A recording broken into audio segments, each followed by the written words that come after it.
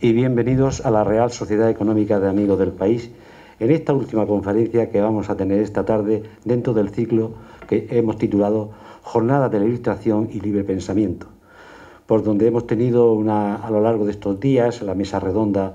El martes, el miércoles tuvimos una conferencia del reverendo don Joaquín Ferran Torres Olivares. El día 4 tuvimos la conferencia sobre Isaac Peral, el marino universal. El viernes 5 tuvimos la conferencia del Reina Regente y el domingo 7 tuvimos una exposición sobre pinturas en nuestra sala de exposiciones de María Teresa Morales Ruiz.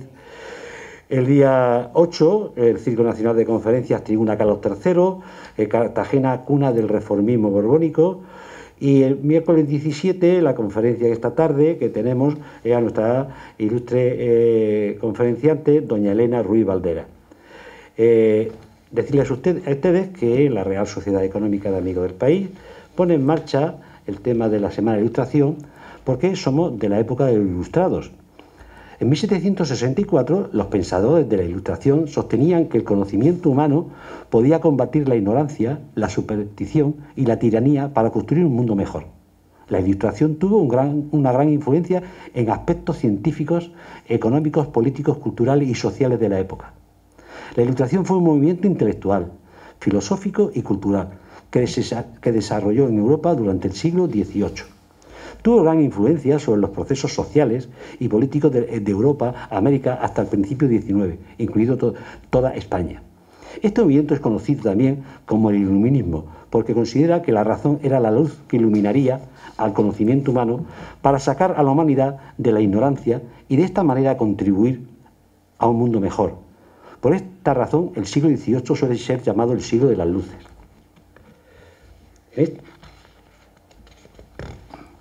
Los pensadores de la época de la Ilustración sostenían que la razón humana podía combatir la ignorancia, la superstición, la tiranía y construir un mundo mejor.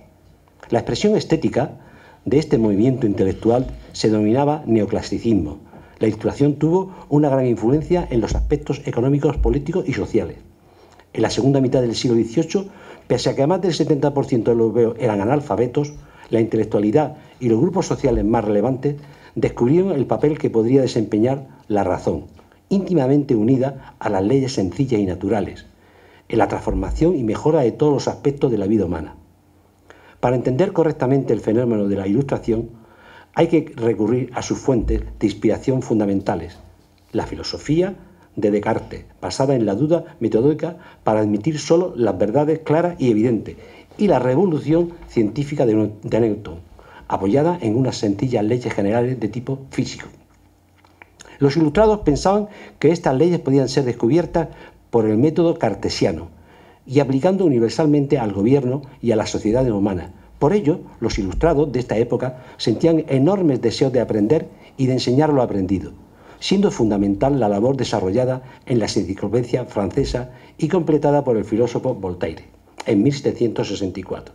Es este mismo año se crea la primera Real Sociedad Económica de la Vascongada, de la mano de un grupo de caballeros vascos, siendo su primer presidente y director el conde de Peñaflorida.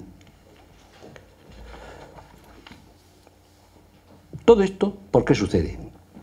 Porque unos años antes, el conde de Peñaflorida, con el apoyo de la corona y un grupo de nobles ilustrados, conocidos como los caballeros de Ascoita, por medio de una junta crean la primera Real Sociedad Económica de Amigos del País de las Vascongadas. Quiero esta tarde recordar los textos del historiador Domingo Buesa Conde, presidente de la Real Academia de las Bellas Artes de San Luis y vicepresidente de la Real Sociedad Económica de Amigos del País de Aragón. La historia nos enseña que las ideas mueven el mundo. Todo legado implica un compromiso. Entiendo que este término latino, legatus, supone encomendar algo a las generaciones venideras. En realidad, obligarles a gestionar un conjunto de valores, de bienes inmateriales, que son la base del progreso y de la entidad de las sociedades que descubren que, aunque parezca que construimos la historia, es la historia la que nos construye y determina a través de las experiencias que heredamos con ella. Donoso Cortés decía, con razón, que en el pasado está la historia del futuro. Por eso, Renunciar a nuestra historia es no entender lo que son nuestras sociedades. Y además no sería lógico, pues somos herederos de unos amigos del país que comprendieron que la historia es transversal en el tiempo. Es decir, que no podía limitarse al estudio del pasado porque la historia es la comprensión del presente y hacer historia es generar información de cara a mejorar el futuro. La historia en manos de estos ilustrados dejó de ser la simple anécdota para ser relato de la vida profunda de estas reales sociedades, para acabar rompiendo su imagen estática y convertir la historia en algo operativo, útil, transformador. Esa idea es la que recogió Octavio Paz cuando escribió que todo es presencia, todos los siglos son este presente.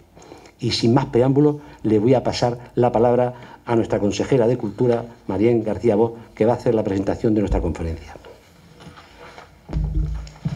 Hola, buenas noches.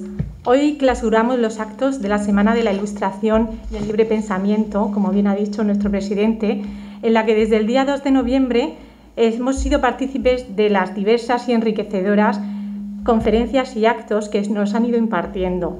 Y qué mejor para clausurar estas jornadas que doña Elena Ruiz Valderas. Elena Ruiz Valderas es doctora en Historia Antigua y Arqueología. Ha sido profesora asociada al área de Arqueología de la Universidad de Murcia desde 1997 hasta 2012, coordinadora municipal de Arqueología del Ayuntamiento de Cartagena y directora del Museo Arqueológico Municipal de Cartagena desde mayo de 2001 hasta enero de 2007. En la actualidad lleva la dirección del Museo del Teatro Romano desde 2008. Ha desarrollado gran parte de su actividad profesional en Cartagena, donde ha dirigido diversas excavaciones de urgencia en el casco antiguo y en su término municipal desde 1986. Fruto de esta labor, se ha plasmado en más de 50 publicaciones sobre aspectos concretos de la ciudad romana y bizantina, varias de ellas presentadas a congresos y jornadas de arqueología clásica y otras publicadas en revistas especializadas como Archivo Español de Arqueología o Investigación y Ciencia. Ha formado parte del equipo de dirección de las excavaciones arqueológicas del Teatro Romano de Cartagena desde 1990, cuyo proyecto ha sido financiado por el Ayuntamiento de Cartagena, Comunidad Autónoma de Murcia y Caja Murcia. Esta investigación arqueológica se ha plasmado en una treintena de artículos en revistas científicas, en la participación de diversos seminarios y congresos especializados, así como la participación en varios proyectos de investigación financiados por el Ministerio de Educación y Ciencia, coordinados por el profesor Ramallo Asensio. Sobre el teatro romano, ha publicado varias monografías, entre las que se encuentra el Teatro Romano de Cartagena 1998, el Museo del Teatro Romano de Cartagena, Catálogo 2009. También ha participado desde 1999 hasta 2012 en el proyecto de investigación sobre el Foro de Tusculum, Lazio, Italia, coordinado por la Escuela Española de Historia y Arqueología en Roma, vinculada al Consejo Superior de Investigaciones Científicas. Desde el Museo Arqueológico puso en marcha la revista Mastia, Segunda Época, revista del Museo Arqueológico de Cartagena, dirigiendo la misma desde 2002 al 2006 y editando 5 volúmenes. También puso en marcha el Gabinete Didáctico del Museo en 2002, coordinando la edición de diversas publicaciones didácticas. Ha formado parte de la Comisión Técnica para la Gestión del PEOP, Plan Especial de Ordenación y Protección, del Casco Antiguo de Cartagena, de 2001 a 2006. También de la Comisión Técnica para la Gestión y Seguimiento del Proyecto Cartagena Puerto de Culturas, sobre la puesta en valor y musealización de los conjuntos arqueológicos de la ciudad, entre 2001 y 2006, así como de la Comisión Técnica de la Fundación del Teatro Romano de Cartagena, desde su creación en 2003, participando en el proceso de restauración y proyecto integral de recuperación del Teatro Romano, así como coordinando tanto el plan museológico del Museo del Teatro Romano como su proyecto museográfico. Desde el Museo del Teatro Romano ha puesto en marcha el aula didáctica del museo, así como diversas acciones de fomento de la visita en familia. Ha coordinado desde el museo 3 seminarios de cooperación entre el CPR Cartagena y el museo, dando como fruto la publicación de la Guía Didáctica del Teatro Romano y la Guía Didáctica de Cartagonova. así como recursos y materiales didácticos de los mismos. Todo ello ha generado diversos talleres adaptados a distintos ciclos de enseñanza desde infantil a secundaria. Recientemente ha puesto en marcha la serie Cuadernos monográficos del Museo del Teatro Romano, serie que nace con la vocación de difundir las labores de investigación que se realizan desde el Centro de Estudios del Museo y la nueva serie de cultura clásica Diálogos del Mundo Antiguo. Ha participado en distintos montajes de exposiciones temporales, entre las que destacan el Bizancio en Cartago Espartaria, aspectos de la vida cotidiana, la casa de Salvius, los íberos del sureste, civilización, Lux Petrae, Adivinis, Cartagena medieval, 10º aniversario del Museo del Teatro Romano de Cartagena, entre otros. También ha dirigido desde 1999 hasta la fecha los cursos de verano de la UPCT sobre patrimonio arqueológico, tratando, entre muchos temas, la puesta en valor y difusión del patrimonio arqueológico, el patrimonio arqueológico en los museos, la exposición y divulgación del patrimonio arqueológico, los museos del siglo XXI, entre otros. Es profesora externa del Aula de Mayores de la UPCT desde 2007 y miembro correspondiente de la Real Academia Alfonso X el Sabio desde marzo de 2014 y de la Academia de las Bellas Artes de la Risaca desde octubre de 2017, así como miembro del Comité Científico de la Fundación de Centro de Estudios Históricos de la Región de Murcia en febrero de 2020. Y ya sin más preámbulos, dejamos a Elena, que seguro que tiene, cosas interesantísimas que contarnos. Bueno, muchísimas gracias de verdad por invitarme, presidente de la Real Academia, de la Real Sociedad de Amigos del país, aquí en Cartagena, y a su consejera de Cultura por esta extensa presentación. Y claro, para mí, ¿qué queréis que os diga? Es como un honor estar en un sitio que fue el nacimiento del Museo Arqueológico Municipal. Aquí fue donde se creó, entre otras personalidades, además con la colección que ya tenía el propio Museo de la Económica, impulsado por Antonio Beltrán y Emeterio Cuadrado, pues nació como el origen del Museo Arqueológico Municipal, que yo luego dirigí en 2006, ¿no? Y sobre todo ha sido muy importante porque Cartagena ha tenido estos investigadores como Emeterio Cuadrado, Antonio Beltrán, que impulsaron esa primera pasión por la arqueología y que continuó con seguidores como Pedro San Martín y Julio Mas en la siguiente época, y todos nosotros hemos tenido esa transmisión del conocimiento. Yo he tenido la suerte de trabajar con Emeterio Cuadrado montando el Museo del Fierralejo, con Antonio Beltrán pues muchísima vinculación a través del Museo Municipal, con Pedro San Martín. Mi primera excavación en el Molinete la hice con Pedro San Martín, y luego con el Teatro Romano también con él, y como Julio Mas exactamente igual, ¿no? Entonces, en esa transmisión de conocimiento que hemos tenido la suerte de generación en generación ir aportando, alimentándonos de los que vienen de atrás, ¿no? Que es también un tema muy bonito de la económica, ¿no? Que ellos tienen una historia larga y han sobrevivido, han resistido pese a épocas en que todo esto parece que va a desaparecer, pues resisten, ¿no? Y nosotros hemos tenido ahí una capacidad de transmisión y de resistencia, que es verdad que con el paso de los tiempos hemos crecido en conocimiento, pero que no seríamos nadie sin estos pioneros que pusieron pues aquellos puntos importantes de recuperar la colección, de investigarla, de estudiarla, de apoyarla, de impulsarla, etcétera, ¿no?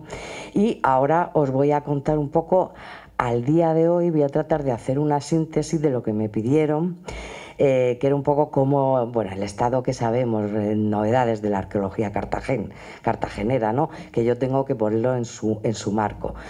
Al final he puesto el subtítulo de Cartagena y su legado clásico, porque me voy a centrar en Cartagena de la Antigüedad, porque si sigo con la investigación en el mundo tardío, bizantino, medieval, iba a ser muy extensa, ¿no? Entonces ya haciendo una breve síntesis de cómo vamos, ¿no? En este sentido, pues creo que bueno, que cumplo y creo que hay de más, que luego si veis que corro es porque digo, madre mía, me queda mucho y no termino. Bien, todos sabemos, porque es un tema que en Cartagena está muy estudiado, que gracias a la maravillosa descripción que hace Polibio de la ciudad, Polibio visita a Cartagena después de la destrucción de Cartago en el 146, y de camino a Numancia va acompañando al Escipión el Menor, atraca en el puerto de Cartagena y empieza a hacer una descripción maravillosa de la ciudad. Esa descripción nunca pasó desapercibida, quiero decir, Federico Casal, multitud de investigadores, Julio Mas, Pedro San Martín, todos han trabajado con esta topografía que al día de hoy seguimos investigando, quiero decir, a través de sondeos que se van realizando, y sondeo geotécnico, es ir averiguando el contorno de lo que era Cartagena en la antigüedad. Como sabéis, era una península rodeada de 5 colinas.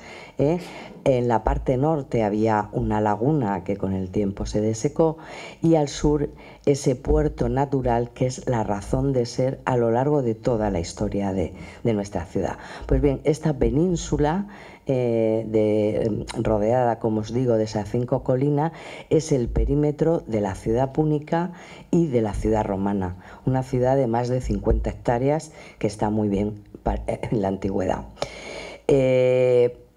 Un salto importante que hace la ciudad es con la fundación de Asdrúbal, que pasamos. La fundación parece que no se realiza de la nada, sino sobre un asentamiento anterior.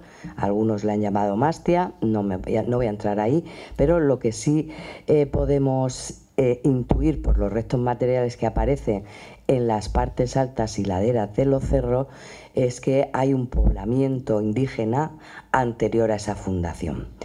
Pero esa fundación fue una transformación total, porque no solo se urbanizó las laderas de los cerros, sino toda la zona del valle, que significaba una gran obra de drenaje a través de calzadas para llevar las aguas hacia el puerto, además de construir una muralla impresionante. Durante muchos años, si elimináis la foto, teníamos muchas referencias a la muralla que asaltó Escipión. Tanto las fuentes Polibio, Tito Livio han sido manejadas por los historiadores. Bueno, pues estas resaltaban que eran de grandes dimensiones, que los soldados empezaban a escalarla y se mareaban, que habían soldados apostados en las almenas, es decir, tenemos pistas de que tenía almenas, de que eran de grandes dimensiones, pero verdaderamente hasta que no apareció la muralla no se dio verdadera autenticidad a estas fuentes. Muchas veces, imaginaros, Tito Livio o Polibio, que trabajaba para los escipiones, había historiadores que pensaban que a lo mejor habían sido exagerados para poner en valor el gran trabajo que había hecho Escipión en la conquista de la ciudad, ¿no? Pero realmente, viendo cómo ha aparecido la muralla, pues debemos de pensar que no había tanta exageración, ¿no? Es una muralla construida con enormes sillares de piedra arenisca, de canteras, con más de 5 metros de espesor, con 2 pisos de altura, ya que encontramos dentro de estas casamatas los pisos de la parte superior hundidos, y habla de una gran obra que implica la llegada de un Estado que transforma, que es capaz de organizar todo el trabajo de cantería, trabajar allí los sillares, traslado a la ciudad, tiene claro qué recorrido va a hacer, cómo va a aprovechar todas nuestras colinas para reforzar y convertir la ciudad en una fortaleza. Y bueno, pues eso es realmente uno de los hallazgos, voy a hablar de la arqueología de los 30 últimos años, uno de los hallazgos más importantes de Cartagena, ¿no? Junto a este tramo, que está muy bien conservado y que hoy pueden visitar en el Centro de Interpretación de la Muralla Púnica, que sepan que también se conserva muy arrasado por la muralla del Deán otro tramo en la cima del molinete, incluso con las cisternas en cada casamata, y también se encontraron restos en el Parque Cornisa, arrasados en este caso por una gran terraza que crearon en época de Augusto, pues para colocar un templo, ¿no? Pero no solo eso, sino que todas estas líneas que ven ustedes en rojo son calzadas púnicas que se han ido documentando y que iban aterrazando toda esta zona del valle entre las colinas para poderse urbanizar y con viviendas. De forma que si empezamos a imaginar con esa reconstrucción virtual de cómo podía ser la ciudad en época púnica, a través de, bueno, de estos hallazgos complejos, tiene más sentido este texto que resalta Polibio de Escipión, que le dice a sus soldados que conquistando Cartago Nova, que conquistando la ciudad, conquistaréis Hispania entera. Y verdaderamente te explica por qué, porque claro, le quitarán al enemigo pues lo que era su bastión, lo que era su granero, el erario, el arsenal y el depósito de todas sus empresas. La estrategia estaba clara, quitando a los cartagineses la posesión de Carhadas, pues digamos que el enemigo estaba casi vencido, ¿no? Bien, ¿qué se encuentra Escipión en ese asalto? Que también sabéis que hay muchas fuentes y se ha podido restituir. Esta es la propuesta de Julio Mas, que más allá, con una nota que os voy a comentar ahora, puede seguir valiendo. Los textos dicen que Escipión trató de hacer ver al enemigo, a los cartagineses, que iban a entrar por la puerta del istmo, y en paralelo pues crean un ataque tanto por la laguna como por el puerto, ¿no? No sabemos si cruzó la laguna, como dicen las fuentes, o si paseó o si bordeó la laguna. Lo que sí parece, porque ya sí tenemos datos claros, es que si seguimos con las fuentes, hablan de que una vez que la cruza, pasó y abrió la puerta a los soldados, ¿no? Pues precisamente por el entorno de la calle Serreta y Plaza de la Merced, es donde hemos encontrado ese episodio de conquista de la ciudad más violento. Es decir, son casas que tienen ese episodio violento, se incendian y conservan, como veis aquí, todos los materiales del momento de la destrucción. El resto de la ciudad es que Escipión se la encontró nueva. Entonces, lo que sí hemos visto es cómo han reutilizado la muralla, las calzadas púnicas estuvieron en curso tiempo, las casas púnicas estuvieron en curso tiempo, ¿no? Y una vez conquistada la ciudad, como sabéis, pues Cayo Flaminio tenía que hacer como cuestor todo el botín de guerra. Era muy importante apuntarlo, ¿no? Como para el rey era muy importante apuntar los gastos, ¿no? Que costaba el arsenal o costaba cualquier cosa, ¿no? Y lo que relata el cuestor, ¿no? Más allá de 73 estandartes, una gran cantidad de oro plata, 73 naves mercantes, es que el mejor botín de todos era la propia ciudad, o sea que tenía muy claro, y hoy no nos parece exagerado que realmente para los romanos fue muy importante la conquista de Carhadas. Y una vez conquistada, el asentamiento romano es inmediato, la organización, la llegada de soldados, y no solo eso, sino que esto viene a coincidir con el momento en que Roma, una vez que toma Carhadas, pues tiene ya abierto la conquista de Hispania, como ellos decían, y además toda la expansión comercial. Se organizan fundamentalmente en 3 puertos del Mediterráneo: Ampuria, Gades y Cartago Nova. En fecha muy temprana vemos como hay un gran trasiego comercial, ¿no? ¿En qué apoyamos la arqueología? Pues fundamentalmente quiero recordarlos el hallazgo del Precio de Escombreras I, que es un hallazgo muy antiguo del siglo II, en la entrada de Cartago Nova, de Cartagena, en el puerto, con más de 500 ánforas de vino campano, que ustedes pueden ver en el Arcua, junto a una enorme cantidad de vajilla fina, la vajilla de moda que estarían utilizando los romanos que ya estaban en Cartagena, y la cerámica de cocina que también acompañaba todo en el cargamento. Pero no solo lo sabemos por los pecios, también lo sabemos por la epigrafía. También lo podéis ver en el Arqua, que es una de las inscripciones en el que hay una corporación que impulsa la construcción de pila e fundamenta los pilares, digamos, para construir el puerto de Cartagena. Espérate, por aquí tenía yo agua, ¿verdad? Sí. Y no solo es la construcción del puerto necesario para organizar todo ese trasiego comercial, sino también la llegada enseguida del orden toscano, que es uno de los órdenes más típicos del mundo romano en la propia Roma, y que llega aquí y que lo podéis ver en la zona de la Morería, pero que ha aparecido por distintos puntos de la calle Mayor.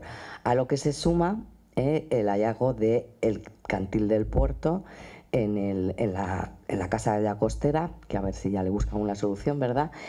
Y a esto le sumamos el hallazgo en 2007, en los cimientos del Pascual de Riquerme, de un lacus con una llegada de agua por a través de un acueducto al puerto. Es una aguada portuaria, es la necesidad de suministro de agua que tiene un puerto en este momento, y esta es otra de las pruebas que nos habla de la importancia del tráfico comercial en esa Cartagonova de época republicana, cosmopolita, comercial, con una enorme actividad minera, pero también trasiego comercial y sobre todo muy cosmopolita. Tenemos que imaginarnos, por la epigrafía que hay en el Museo Municipal, que vienen agentes comerciales de todo el Mediterráneo, ¿no? A mí a veces me recuerda un poco a Delos, ¿no? Que era como un puerto franco ahí en mitad del Mediterráneo oriental. Pues Cartagonova tiene ese ambiente. Tiene ese ambiente hasta tal punto que también penetran en este trasiego cultos orientales, ¿no? Como este que tenemos a Atargatis, que está en la colina arriba, en la parte superior del cerro. Esta Atargatis, salud y tanto mejor, es una divinidad de origen sirio, que es muy probablemente lo han traído comerciantes sirios que estaban especializados en el comercio de esclavos a la ciudad. Están traficando seguramente con esos esclavos que nos dice Polibio que había más de 30.000 trabajando en las minas de plata. Pues ellos traen su divinidad. Está Atargatis, que es como una Astarte, es como una divinidad, una diosa buena de Oriente. Las diosas buenas de Oriente valen para todo, te curan, sirven para fecundidad, en fin, protegen la ciudad y bueno, pues ellos la traen. Junto a ese templo de Atargatis, fijaros, arriba en la colina del Molinete también se instala un templo que no sabemos claramente su advocación, pero es de tipo itálico. Volvemos a lo mismo, templos de tipo itálico, con podium, con andesita, pues hay muy pocos en la península. Y también entran, como no, los cultos orientales a Isis y Serapis en fechas muy tempranas. Aquí veis un tal Brosius que le dedica a Serapis este altar, o este Tito Hermes que le dedica a Serapis e Isis un templete, ¿no? Y además lo paga él, es Hermes. Fijaros qué nomen tiene este personaje. A eso se le suma otro epígrafe nuevo que apareció en 2012, a Serapis, Isis y Mercurio, ¿no? Y dice, bueno, ¿y qué tiene que ver? O sea, este culto oriental, vale, viene traído por estos comerciantes también de Oriente, ¿no? Pero luego, ¿cómo tiene esa continuidad tan importante, ¿no? Yo voy a dar aquí 3 pinceladas de una propuesta que hice hace unos años, y es este impulso que se le da al culto a Isis, porque el res Yuba de Mauritania, íntimo amigo de Augusto, que además le devolvió ese reino de Numidia, no solo fue patrono de la ciudad, como aparece en la inscripción, sino también dumpiro quinquenal, es decir, fue alcalde de la ciudad. alcalde honorífico, debemos de pensar, firma con otro dumbiro, pero bueno, fue alcalde de la ciudad, y ellos, como dumbiros quinquenales, que son los de cada 5 años, tenían que no solo hacer el censo, sino acuñar moneda. Por tanto, elegían los motivos que iban a aparecer en esas monedas, y en la acuñación que le corresponde al rey Yuba, lo que elige es la corona de Isis. ¿Por qué elige la corona de Isis?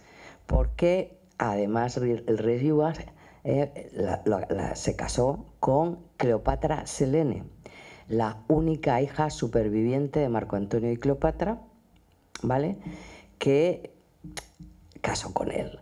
Está como heredera de su madre, se considera la nueva Isis, y además se dedicaba al culto, era sacerdotisa de esta divinidad, y acuñó moneda en su nombre, etc. De forma que impulsó, de alguna manera, porque las mujeres de origen egipcio tenían más poder que las romanas, a que el rey Yuba también le diera cariño, ¿no?, al culto a Isis en Cartago Nova. Y no solo es el rey Yuba, sino que su hijo, el hijo que tuvieron, que además se llamó Ptolomeo, no se llamó Yuba, le puso su descendencia, fue también alcalde honorífico de la ciudad, acuñó moneda, Rex Ptolomeo, abreviado, y también utilizó la corona de Isis, ¿no? De forma que tenemos... Os comento estas cosas porque la historia de Cartagena está metida en la propia historia del Mediterráneo, ¿no? Fijaros, estamos hablando del reino de Egipto, del reino númida, de dos monarquías que se unen, que están relacionadas con la familia de Augusto, y que además viene de todo este trasiego comercial y una herencia ya más antigua del culto a Isis. Pero no solo tenemos esas vocaciones orientales, sino que en 1991, sepan ustedes que se estaba excavando la Escuela Española en Roma debajo del arco de Tito, buscando el templo a Júpiter Stator. Y en esa fecha nos estaba apareciendo en Cartagena el edículo que hace un tal Marco Aquini, descendiente de esta familia Liberto, de esta familia que acuña los lingotes de plomo de Cartago Nova, a Júpiter Stator. Esta advocación, ¿qué quiere decir? Pues está unida a los orígenes de Roma. Cuando los romanos roban a la Sabina, pues vienen todos los sabinos en guerra a las puertas de Roma, y Rómulo, en la puerta mugónica, hizo una advocación a Júpiter para que frenara a los sabinos, y juró que haría allí un templo. Y como separaron los sabinos, pues estaba investigando ese lugar, porque la fuente dice que en la puerta mugónica, porque era donde mugían las vacas para subir arriba del Palatino, ¿no? Y entonces tenemos esa advocación tan única y tan rara fuera de Roma, mirando en donde está la fundición de Peñarroya, pues ahí en uno de los cerritos hay un edículo a esta divinidad. Por tanto, como ven ustedes, nos vienen familias que están detrás de las explotaciones mineras, tenemos esclavos, tenemos libertos de todo el Mediterráneo, y estos romanos itálicos, los hijos de, no los libertos de, los hijos de, pues claro, también empiezan a transformar la ciudad, traen artesanos, traen artistas, y empezamos a conocer la vivienda, la domus, de la vivienda de un romano en Cartago Nova en esta época, con piezas muy importantes como este pavimento de un triclinium, de un comedor que se encuentra bajo la Catedral Vieja, y lo pueden ver en el recorrido del Museo al Teatro. Lo pueden ver aquí, pues soterrado por una casa agustea, pero volvemos a lo mismo, estos pavimentos de Opus Igninum decorado con teselas, con trocitos de mármol, o de la calle Soledad, y que están trasladando el gusto de vivir a la romana a la propia ciudad, ¿no? La domus es la casa de los romanos, como os decía. Otra importante transformación viene vinculada a acontecimientos históricos. Siempre estamos ahí nos pilló el conflicto, fuimos también escenario del conflicto entre Pompeyo y César, ¿vale? Y finalmente el victorioso, como sabéis, fue César. Esto significó que a la ciudad se le da un privilegio especial como colonia Urs Iulia Nova Cartago, que es su título oficial, ¿no? Que parece que se lo concede el propio César porque lleva su nombre, Urs Iulia. Como Urs hay muy pocas en la Hispania Citerior, con esta cronología, está Tarraco y está Cartago Nova, y eso significó un impulso y una transformación que pillan mucho ritmo ya en época de Augusto. De alguna manera se renuevan las murallas, se renuevan cardos y decumanos, se renuevan viviendas que se hacen más grandes, se monumentaliza el foro y se construye el teatro y el anfiteatro, creando una ciudad a semejanza de la propia Roma, ¿no? Entre las calzadas se nos han conservado muchísimas. Este es el cardo que sube el anfiteatro. Esto es el decumano y el cardo que está ahí conservado en el barrio del Foro. Este es también un decumano que va bordeando toda la ladera de la colina occidental del Modinete. Y como veis son viales hechos con piedras enormes, que muchas han perdurado muchísimas en la ciudad, ¿no? Y en la red entre estos cardos y decumanos se forman ínsulas donde en la parte más occidental pues tenemos el ejemplo de la Casa de la Fortuna, ¿no? Una casa de unos 200 metros cuadrados, ¿vale? Donde a través de la calzada se pasaría a ese atrio, patio, vestíbulo, y de ahí pues a la zona de comedor o de representación de la casa, ¿no?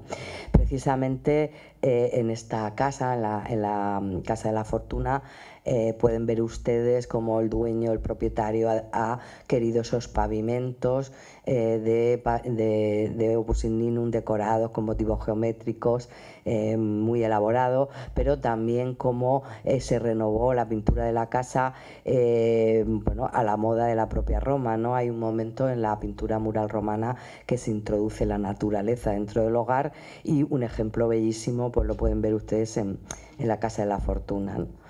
Acuérdense que esto fue uno de los primeros sitios arqueológicos que Pedro San Martín pudo poner a la visita pública.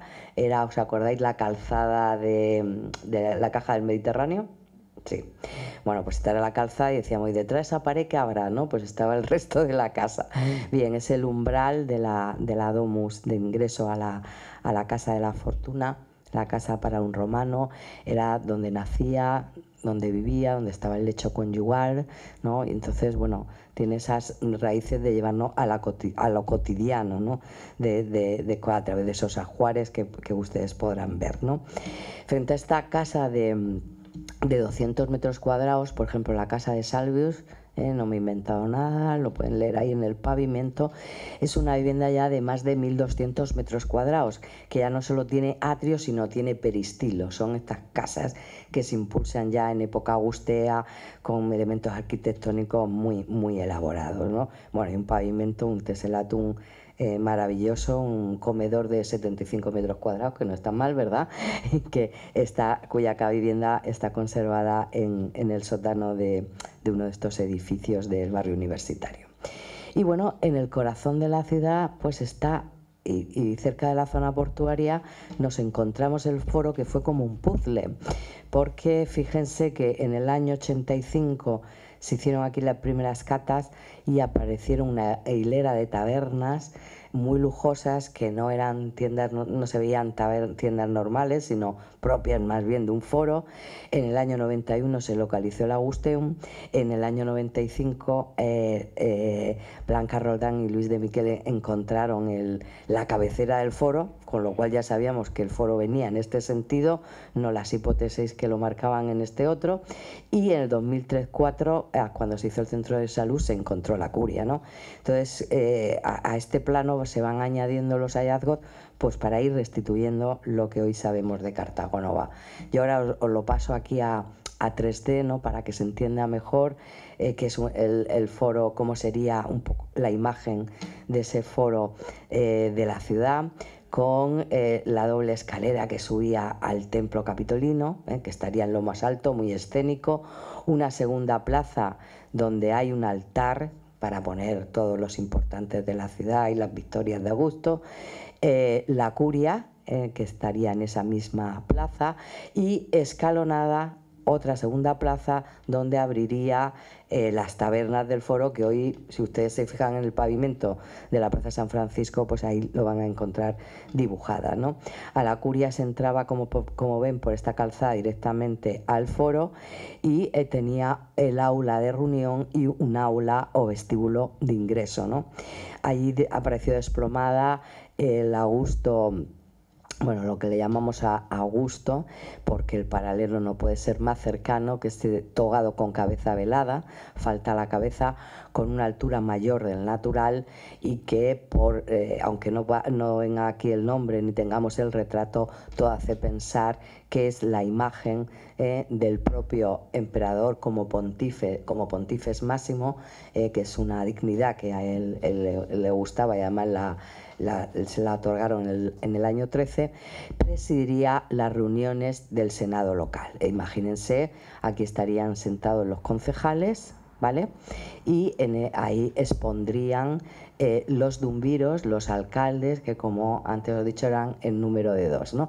Y en el propio pavimento de la curia pues está dibujada esa disposición, lo que es el espacio central, donde deberían sentarse las sillas de los concejales y donde estaría la curia.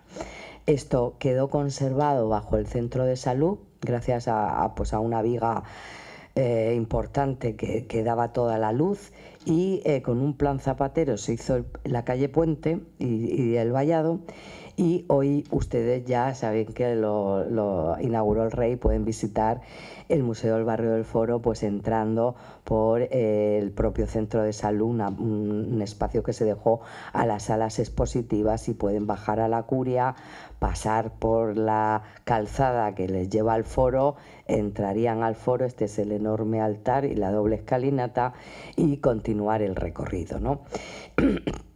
Aparte de ese punto de la cabecera del foro y la curia, en el año 91, como les digo, se localizó el Augusteum, un edificio de culto imperial, y que se pudo poner en valor en el 2002, y que también conserva pues un elenco de mármoles de todo el imperio muy bien decorado.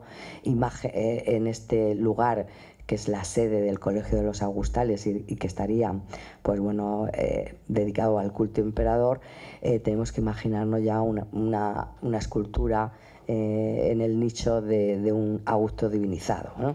Y aparte se localizaron la máscara y esta Victoria atrapando a los Capricornios, que estaría decorando pues todas estas antefijas, que ustedes, si lo visitan, lo podrán encontrar en las vitrinas de este lugar. Y me queda por ese recorrido una necesidad muy importante en el mundo romano, que es la higiene, ¿no? Las termas portuarias, que así se le denomina a los hallazgos del barrio del Foro, se localizaron en el año 87, se quedaron durante muchísimo tiempo ahí perdidas, pero en el año 2007 empezó un importante proyecto de investigación dirigido por María José Madrid y José Miguel Noguera, y han podido estudiar toda una ínsula 1 de este barrio, que comparten por un lado las termas y por otro lado el edificio del atrio, ¿no? Las termas son unas termas antiguas, remodeladas, de un gran uso importante en la antigüedad, puesto que, como os decía, la higiene era fundamental. Conserva el peristilo, que era como la zona de ingreso. De ahí pasaríamos al baño frío, con suelo de mármol. De ahí se pasaría al baño templado, ahí lo tienen, el tepidarium, y el caldarium. Y bueno, todos estos hallazgos se han podido poner en valor junto a al otro edificio que comparte la ínsula, que es el edificio del atrio, ¿no? Un edificio muy complejo, que tiene 4 grandes salas, posiblemente banquetes, y ¿Por qué les digo que es complejo? Porque, por ejemplo, en el mundo antiguo hay muchísima información de cómo se organizaba la sociedad, corporaciones, cofradías, colegios. Es decir, no penséis que no que bueno, que en este sentido seguimos asociaciones, etcétera, ¿no? Pero con mucha la dificultad en muchas ocasiones ha sido averiguar dónde se reunían estas asociaciones, cómo eran esos edificios, ¿no? Y bueno, por distintos paralelos y por esta estructura, como os digo, de 4 naves, parece que en este caso está claro que, aunque luego se transformó y a patio de vecinos, como dicen los excavadores, casi en origen era el lugar donde se reunía la cofradía que custodiaba el templo, digamos, los sacerdotes de Isis Serapis, la cofradía que había en torno a este santuario.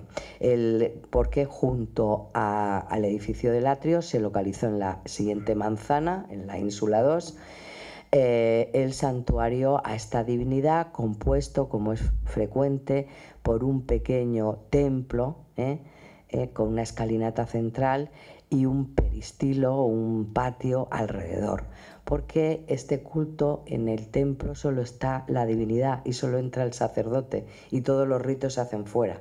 Entonces, este edificio, la tipología sí que es más conocida, por ejemplo, por el Liceum de Pompeya, pero el edificio corporación era mucho más complicado. ¿Cómo voy?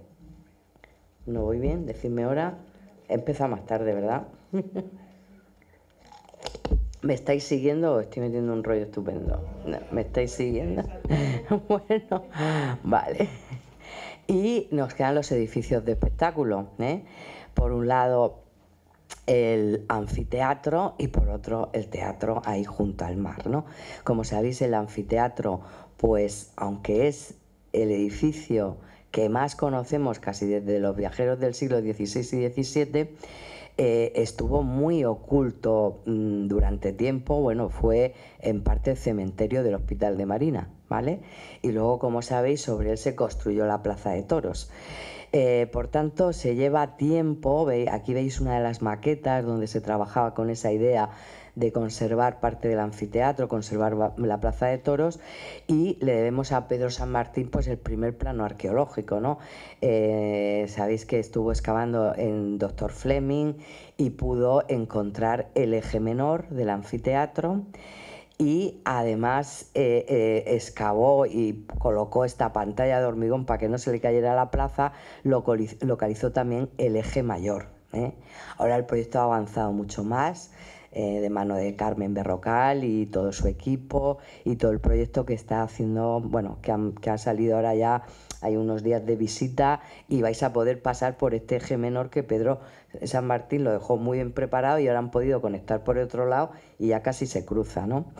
Y en 2010, que se iniciaron de nuevo las excavaciones, se quitó la pantalla esta y claro, pues ya esto sufrió parte de la Plaza de Toros, pero a la postre sí que salió todo el eje mayor y el podium, el enorme podium que separaba la arena de los espectadores, porque recuerden que en los anfiteatros lo que se hacían eran naumaquias, juegos entre gladiadores, cacerías. La información que tenemos es muy variada, ¿no?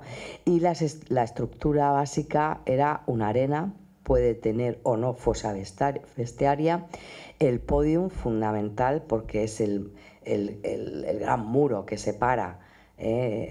Imaginaros que están en una cacería y salta un león, entonces bueno, tiene que estar bien protegido en los espectadores de lo que ocurre en la arena, ¿no?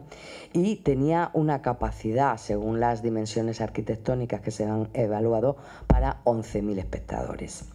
Bueno, si el anfiteatro está en esa colina que día a día se va conociendo más, al otro lado, junto al mar, para que cualquiera que llegara a la ciudad viera la inmensa obra que había impulsado Augusto, y lejos de la laguna, para que, como siguiendo las instrucciones de Vitruvio hace un tratado que recoge toda la información de la arquitectura griega y toda la la información también de los edificios de época helenística y se lo regala a Augusto. Entonces, una de las cosas que decía Vitruvio, además de dejarnos mucha información de cómo era un teatro, era que había que llevar mucho cuidado donde se instalaba el teatro, porque los espectadores se sentaban en las gradas y, entusiasmados con la obra teatral, podían enfermar si se hacía en un sitio que no era idóneo. Entonces recomendaba que se alejara de la laguna, que se colocara en un sitio donde los vientos dominantes no afectaran demasiado a los espectadores,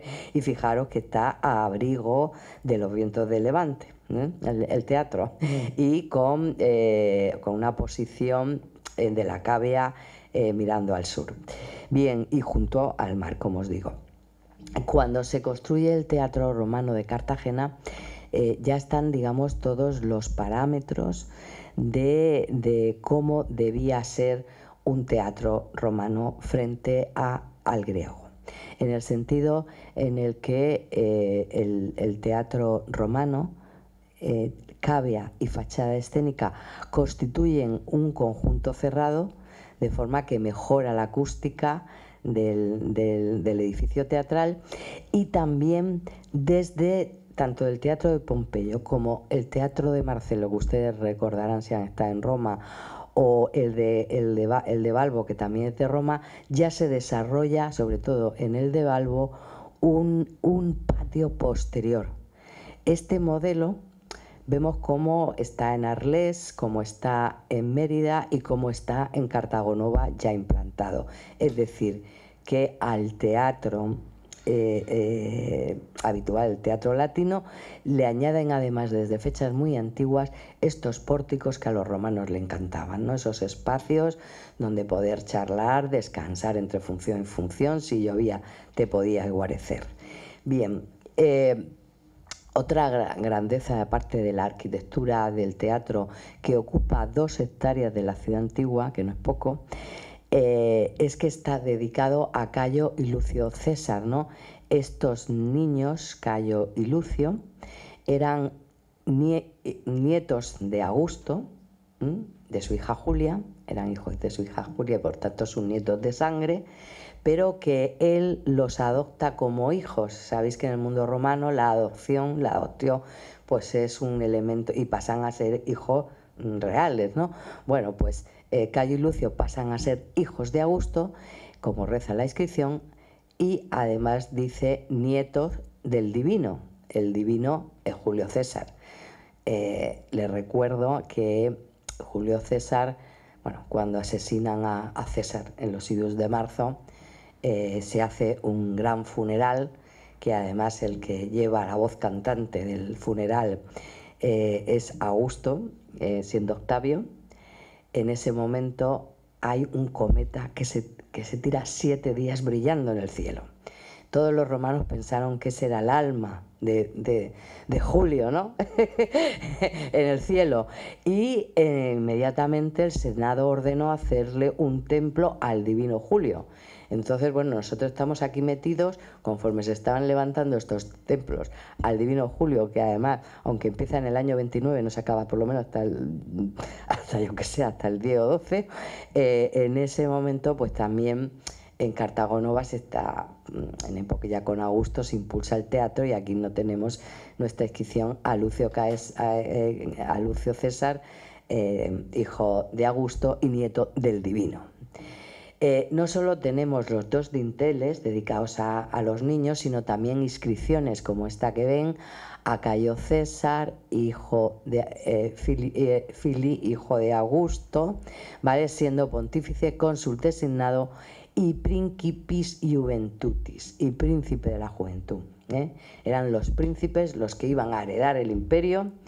Lo hubieran heredado si no fuera porque, como saben, si recuerdan, yo Claudio, a todos estos niños pequeños se los fueron quitando de en medio y al final fue Tiberio, hijo de Livia, de otro matrimonio, ¿no? El que sucede a Augusto.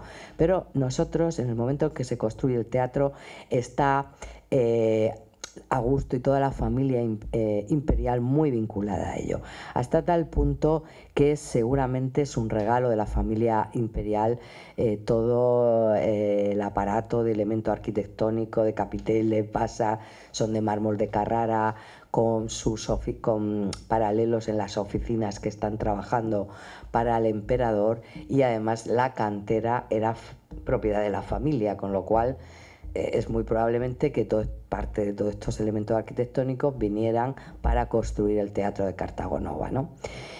Un teatro con una fachada monumental, con un doble piso, con unos capiteles, como les digo, que tienen sus paralelos en la arquitectura de Augusto en la propia Roma, en el propio foro, con ese naturalismo de las hojas de acanto, el cesto con la hélice, la voluta, esta roseta de 4 pétalos entre la hélice y la voluta, que da una cronología muy antigua, y os lo estoy poniendo en paralelo con los elementos arquitectónicos del teatro de Tarragona, cornisas.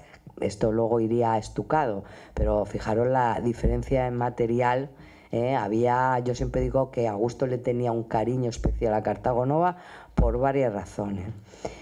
Una, porque Tito Livio le regaló la historia y siempre recordó que esto fue una ciudad fundada por Asdrúbal, donde Aníbal salió a plantarle cara a los romanos y conquistada por Escipión.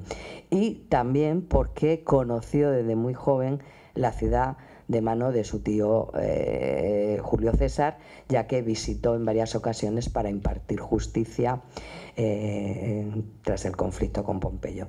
De forma que todo esto hace que, ¿por qué nuestro teatro está tan mimado por la familia augustea? No me dirán, pero Mérida también tiene una fachada escénica con capiteles de mármol. Sí, pero son de la restauración de Trajano. Trajano restaura el viejo teatro de Agripa que construyó en Mérida, y entonces no son los capiteles, aparte que no tienen el naturalismo de época augustea, son ya de época de Trajano, ¿no? Quiero decir que hoy por hoy es el único teatro hispano donde tenemos este programa arquitectónico tan potente, ¿no? de primera categoría. Y bueno, frente a esa fachada escénica, monumental, tendríamos un graderío bien ordenado, como manda, de nuevo vuelvo, les Iulia Theatralis, una ley de cómo debía sentarse cada uno en la grada, que Augusto la promulga en honor a Julio César, que es el que arrancó la ley, y que era una manera de construir estos edificios que fueran un reflejo de la sociedad, ¿no? Toda la sociedad estaría representada en el teatro. Pero ¿qué pasó con este edificio? ¿Qué pasó? Vimos como en el proceso de excavación, vimos como a finales del siglo II hubo un incendio tremendo, se quemó el escenario, cayeron las vigas de tornavoz, nos encontramos allí por los altares, una gran cantidad de cosas, pero no sabemos si durante el siglo III quedó aquello como un graderío para hacer algo. No había élites locales con el poder adquisitivo para poder restaurar el edificio, y en el siglo V se transforma absolutamente el edificio teatral en un mercado donde hacen una serie de tabernas alargadas, construyen encima de la orquesta una exedra porticada, aquí ven la reconstrucción virtual, tiendas abiertas a la plaza con un pórtico, y ahí se reutilizan todos los elementos arquitectónicos del propio edificio, el que no ha mantenido. Pero claro, ya en el siglo V ya era un mercado. En la época bizantina se construyó un barrio comercial dentro del teatro, lo ven aquí en esta reconstrucción. En época medieval se quedó dentro de la Medina, en torno al castillo de la Concepción. En el siglo XVI ya se quedó enterrado por la Cartagena de los Austrias, vamos a decirle, ¿no? Y en el siglo XVIII, pues, que es cuando se recupera de nuevo el perímetro de la ciudad púnico y romana, pues en el antiguo barrio de pescadores, aquí fue donde apareció el teatro, ¿no? En esta imagen del año 45, fijaros que la Catedral Vieja ya había, después de los bombardeos de la Guerra Civil, había perdido la cubierta, y en este barrio popular, humilde pero vivo, que con el paso de los años, como sabéis, se vino a menos, y en el año 90, bueno, en el año 88 se iba a construir aquí el Centro Regional de Artesanía para ver si de alguna forma pues esto ayudaba a regenerar el barrio. En el proceso de excavaciones se localizó el Teatro Romano. Me río porque Pedro San Martín era el que iba a hacer el Centro Regional de Artesanía y fue el primero que dijo: aquí no construimos el Centro Regional de Artesanía. Tuvieron que tirar el proyecto ya así adjudicado y todo, porque fueron excavaciones previas, y a partir de ahí pues se identifica en 1990 que esto es un teatro, y en ese momento pues comienza pues todo un proceso de recuperación, ¿no? En el año 91 hacemos unas catas para verificar que todo esto era el graderío, se localiza el cierre y empieza pues una historia larga que tuvo mucho impacto, porque ustedes lo recordarán, ¿no? En el momento en que aparece el Teatro Romano es un momento de crisis en la ciudad muy profunda. Está la crisis del metal, llevó consigo el cierre de Peñarroya, de muchas empresas derivadas, se quemó la asamblea regional, manifestaciones en la calle todos los días, y en ese momento se identifica el Teatro Romano, ¿no? De alguna manera pues tanto la sociedad económica del país, los empresarios, los ciudadanos, pues empezaron a pensar que era importante apostar por la recuperación de ese Teatro Romano como un modelo de futuro, es decir, cómo apoyarnos en nuestro pasado para tirar hacia un futuro mejor, porque el presente era desolador, se estaban perdiendo población, ¿no?, a marchas forzadas, ¿no? Bueno, pues todo esto caló porque en 1996 se firmó en julio, creo, el primer convenio de colaboración entre Ayuntamiento, Comunidad Autónoma y la Fundación Caja Murcia para iniciar ese proyecto de excavación y recuperación del Teatro Romano.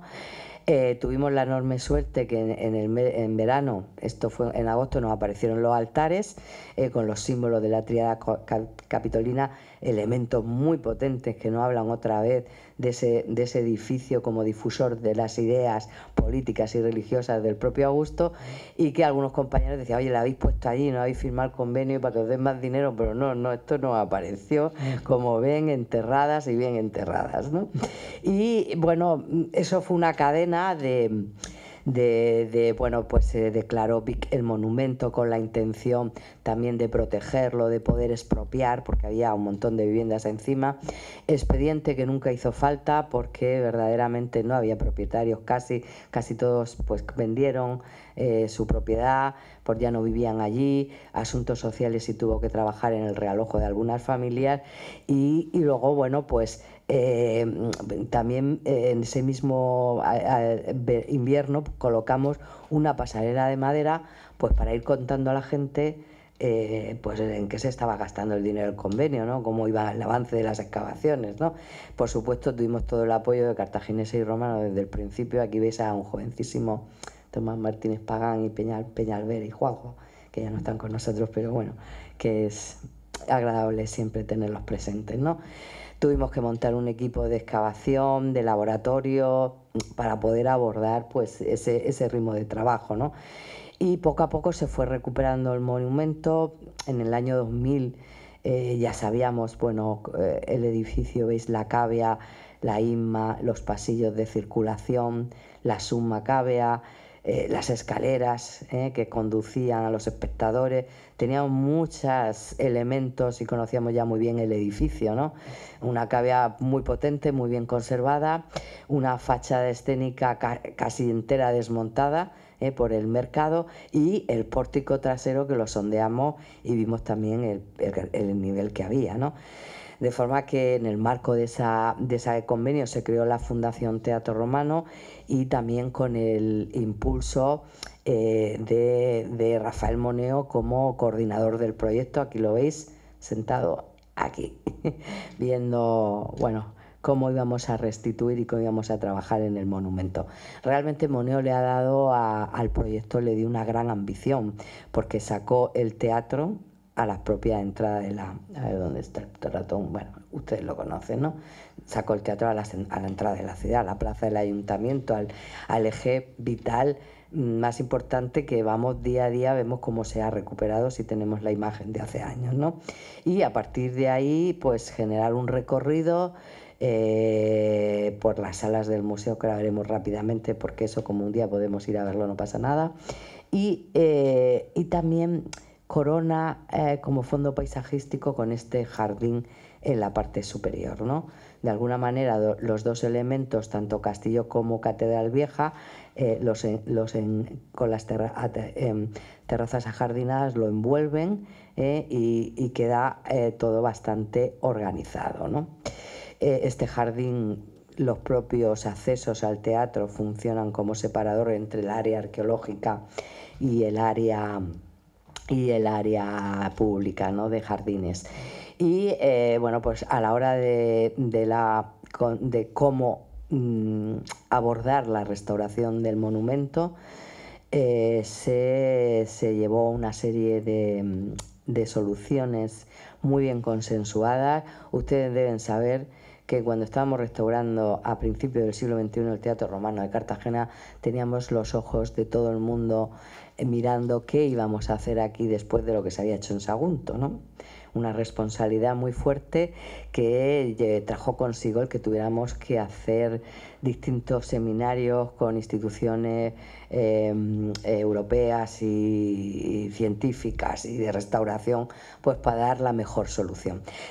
Finalmente lo que se optó es por restituir los pasillos para que la gente lo pudiera recorrer, las escaleras, hacer una reconstrucción muy parcial en algunos puntos para ayudar a esa geometría, y la fachada escénica, que nos quedaban todavía menos elementos, las improntas de las valvas, sí que teníamos más de 30 capiteles y muchísimos fustes. A nivel de dibujo o de 3D, ustedes ya saben cómo se puede dibujar y se puede reconstruir por los módulos de la base, los fustes y los capiteles, pero a la hora de construir era otro debate importante, ¿no? Entonces partimos de esta propuesta inicial, que era reincorporar los elementos originales y reintegrar los que hacían falta, poder restituir aquí el doble piso de la fachada escénica y a continuación pues dejar visto también parte del mercado, ¿no? Y bueno, es la opción final. Aquí, como ven, está restituido el doble piso y a partir de aquí podemos ver todavía las tabernas de ese mercado. No sé cómo voy. ¿Qué me queda? Poco. 2 minutos. Vale, entonces yo voy a cerrar ahí con una cosa rápida. Bueno, ya sabéis que nuestro proyecto futuro es el pórtico, que tiene una doble sedra con este nivel de conservación que veis, basa, fuste y capitel. Es todo ese descampado que veis detrás del teatro, ¿vale? Y que, bueno, vamos a ver si con la financiación esta europea podemos arrancar, porque ocupa todo este espacio, ¿no? Si vamos al proyecto integral, veis como no solo se ha recuperado el monumento, sino también toda esta conexión de ajardinada, se han urbanizado las calles y toda esta parte que os comento, en la que en algún día, esperemos que no muy lejos, podamos volver a excavar y poner en valor, ¿no? Esta foto es de 2005 del museo. Lo que hace Moneo es también solucionar pues esta problemática que había con el Palacio Pascual de Riquelme, que se quería derribar y la Consejería de Cultura no dejaba, o este inmueble que por el plan del 87 tenía derecho a esta altura y tapaba la visión de la iglesia, y eso también estaba paralizado por la Consejería de Cultura.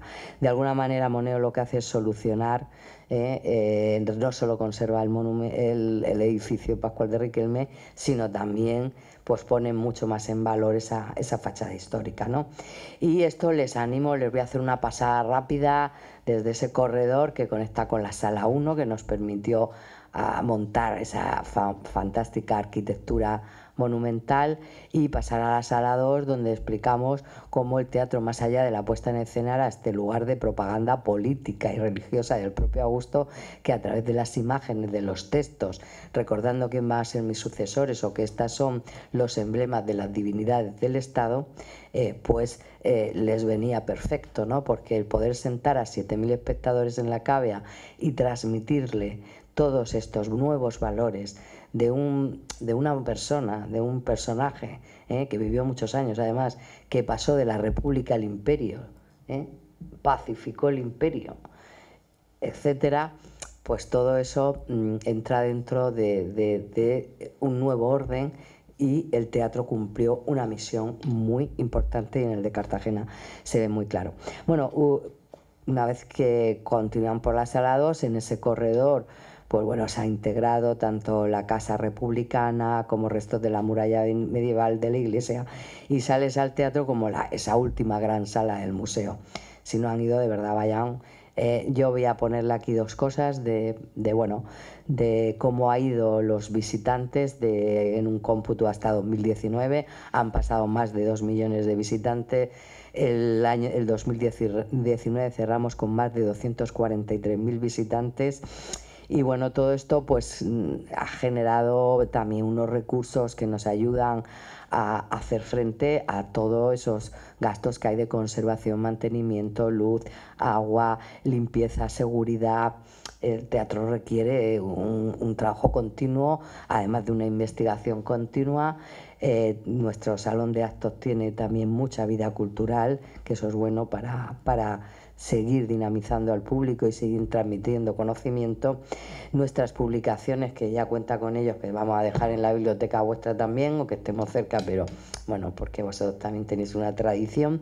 Hemos conseguido, de estas estanterías estaban vacías, y gran parte por intercambio se ha conseguido.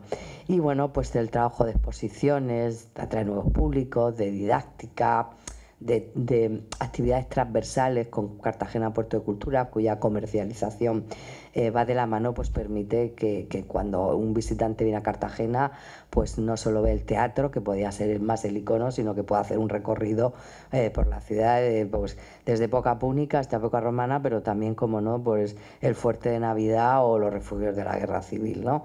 Estamos implicados en todas las actividades culturales del ayuntamiento y de la ciudad, y solo deciros que en definitiva hoy el teatro es un lugar de disfrute de viajeros de todas las edades, de todos los países, y que esto ha permitido estos años difíciles que estamos pasando. Llevamos 1 año y medio con el COVID, que se ha limitado mucho la movilidad, el turismo ha bajado, pero ahí estamos resistiendo, y la verdad es que este año ya vamos con el doble de visitantes que 2020, que fue un año muy duro, y creo que de nuevo pues tenemos, toda la ciudad tiene un futuro mejor.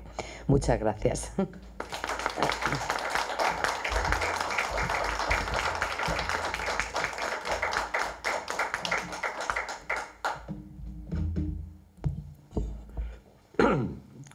Yo quiero esta noche felicitar y agradecer la presencia de doña Elena Ruiz Banderas.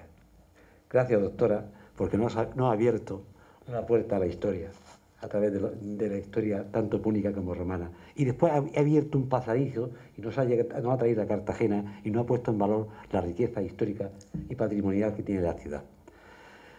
Nos ha dado una magnífica conferencia y nos ha dejado claro una cosa: cultura es riqueza, cultura es futuro. La cultura ayuda a salir de la crisis. Y ese trabajo de muchos años de investigación, de esfuerzo, de gestión, porque detrás de una gran cultura hay una gran gestión que hay realizado, sobre todo los técnicos, y hay luchado muchas veces hasta con paredes y muros que hay encontrado, que hay sido capaz de eliminar para que Cartagena siga creciendo, para que Cartagena siga avanzando, y para que la Cartagena sea una ciudad participativa en el mundo cultural. Gracias por tu conferencia. Espero que no sea ni la primera ni la última vez que estés con nosotros. Te agradecemos de verdad enorme esta magnífica charla que nos has dado, y nos ha hecho pasar un rato agradable, muy agradable, a través de la historia y de la arqueología de la ciudad. Yo a todos ustedes quiero agradecerles su presencia esta noche en esta última conferencia que realizamos dentro de la jornada de Ilustración y Libre Pensamiento, y como había dicho nuestra conferenciante al principio, de los antecedentes de la Real Sociedad Económica nace el Museo Arqueológico, la primera exposición, cuando aquellos, Pedro San Martín, Moro y compañía, parecían que estaban locos en la ciudad, que querían sacar las cosas romanas y púnicas que no tenían valor, decían que no tenían valor. Ellos demostraron que sí, y tenemos ahora mismo el resultado en la ciudad. Una ciudad cultural, una ciudad turística y una ciudad que nos tenemos todos que sentirnos muy orgullosos de ella. Y sobre todo gracias a los magníficos técnicos como la doctora Elena Ruiz Bandera, que han hecho posible que hoy en Cartagena tengamos 3 millones de visitantes para ver nuestra historia. Muchas gracias, y a todos ustedes esperarles que el próximo año, en esta semana, cuente con la asistencia y participación de todos ustedes en esta casa, que es su casa, que es la casa de todos los cartageneros. Quiero finalizar este acto, si me lo permiten, entregándole a nuestra conferenciante un detalle por su paso por la Real Sociedad Económica de Amigos del País de Cartagena.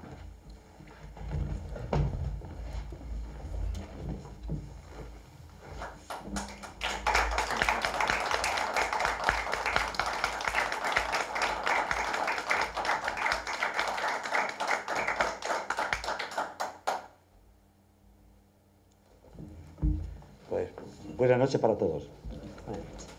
Pues muchísimas gracias. Gracias.